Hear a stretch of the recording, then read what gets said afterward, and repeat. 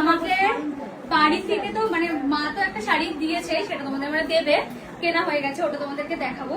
আর আমার বরমশাই আমাকে কি শাড়ি দিয়েছে যেটা আমি কালকে পরবো, সেটা হচ্ছে এই ব্লাউজ। এটা মানে ব্লাউজের পিসটা মানে শাড়ির, সেটা আমি কাস্টমাইজ করেছি। টাকা খরচা করে এই ব্লাউজের পিছনে যা খরচা হয়েছে আমার, মানে আর বলার কিছু নেই। আমি এটা নিজে মানে অনেকদিনের ইচ্ছা ছিল কাস্টমাইজ কিছু করবো, তো এইগুলো পুরো একটা একটা করে হাতে বসানো ব্লাউজের পিসটা দিয়ে আমি এটা কাস্টমাইজ করিয়েছি। আর হচ্ছে আমার শাড়ি, এটা একটা দাদার পাঞ্জাবি, কিন্তু দাদা বলছে গরমের মধ্যে এটা পরবো না, তাই আগে মানে একটা আনা ছিল সেই পাঞ্জাবিটা পরবে দাদা।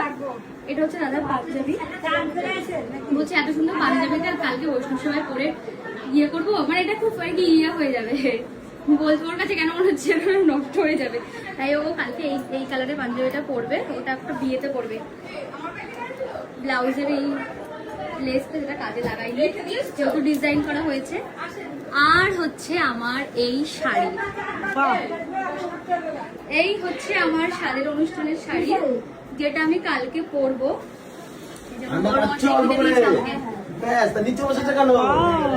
কেমন লাগছে? ভালো হয়েছে? একদম ভালো তো হবে, পরের পকেট। আমি এটা নিজে পছন্দ করেছি, মানে অনেকদিনের ইচ্ছা ছিল এই কম্বিনেশনে একটা কিছু পরবো, তাই জন্য এই কম্বিনেশন। আর আমাদের হাবড়ার সেরকম একটা কালেকশন ভালো পাওয়া যায় না, তো অনেক খুঁজে খুঁজে এই শাড়িটা পেয়েছি, আর সেটাকে আমি এখন মানে কাস্টমাইজ করিয়ে নিয়েছি, করিয়ে তারপরে আউটফুট লাস্টে এটা বেরিয়েছে।